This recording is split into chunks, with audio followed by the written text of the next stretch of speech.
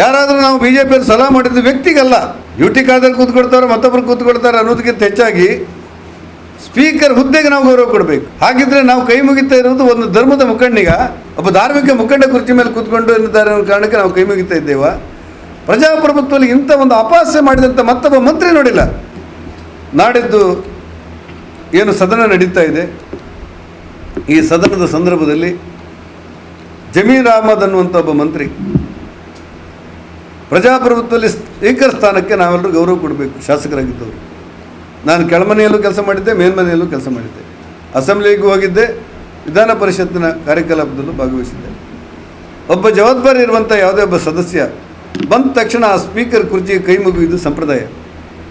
ಆದರೆ ಜಮೀರ್ ಅಹಮದ್ ಅವರು ಭಾಷಣ ಮಾಡ್ತಾ ಇವತ್ತು ಯುಟಿ ಖಾದರ್ ಅನ್ನುವಂಥ ವ್ಯಕ್ತಿಗೆ BJಪಿಯವರೆಲ್ಲ ಸಲಹೆ ಮಾಡಿದ್ದಾರೆ ಮುಸ್ಲಿಂ ವ್ಯಕ್ತಿಗೆ ಅಂತ ಹೇಳ್ತಾರೆ.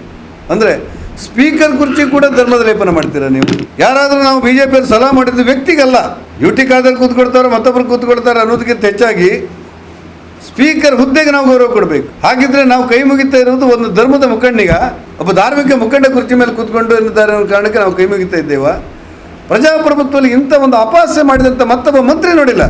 ಯಾರಿಗಾದರೂ ನೀವು ಮಾಧ್ಯಮದ ಹಿರಿಯರಿಗೆ ನೆನಪಿದ್ರೆ, SM ಕೃಷ್ಣರವರು ಮುಖ್ಯಮಂತ್ರಿಗಳಾಗಿದ್ದಾಗ ಡಿ ಜಾನ್ ಅನ್ನುವರು ಇದೇ ರೀತಿ ಅಪಮಾನದ ಹೇಳಿಕೆಯನ್ನು ಕೊಡ್ತಾರೆ.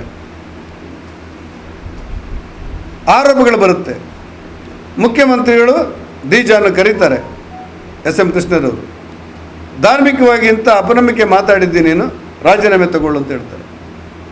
ನಾನು ಸಿದ್ದರಾಮಯ್ಯನಿಗೆ ಕೇಳ್ತೇನೆ, ನಿಮಗೆ ತಾಕತ್ತಿದೆಯಾ? ಸ್ಪೀಕರ್ ಕುರ್ಚಿಯನ್ನು, ಪ್ರಜಾಪ್ರಭುತ್ವದ ಮೌಲ್ಯಗಳ ಸಂಕೇತವಾಗಿರುವಂಥ ಸ್ಪೀಕರ್ ಕುರ್ಚಿಗೆ ಎಲ್ಲ ಪಕ್ಷದವರು ನಮಸ್ಕಾರ ಮಾಡುವಂಥ ಸಂಪ್ರದಾಯವನ್ನು, ಗೌರವವನ್ನು, ತಲೆಬಾಗುವಂಥ ವ್ಯವಸ್ಥೆಗಳನ್ನು ಅಪಮಾನ ಮಾಡಿ ಧರ್ಮದ ಲೇಪನವನ್ನು ಸ್ಪೀಕರ್ ಕುರ್ಚಿ ಮಾಡಿದಾಗಲೂ ಕೂಡ ಸಿದ್ದರಾಮಯ್ಯನವರು ಮೊಗಮ್ಮಾಗಿ ರಕ್ಷಣೆ ಮಾಡ್ತಾರೆ ಅಂತ ಹೇಳಿದರೆ ಪ್ರಜಾಪ್ರಭುತ್ವದ ಮೌಲ್ಯವನ್ನು ನೀವು ಉಳಿಸ್ತೀರಾ, ತೆಗಿತೀರಾ?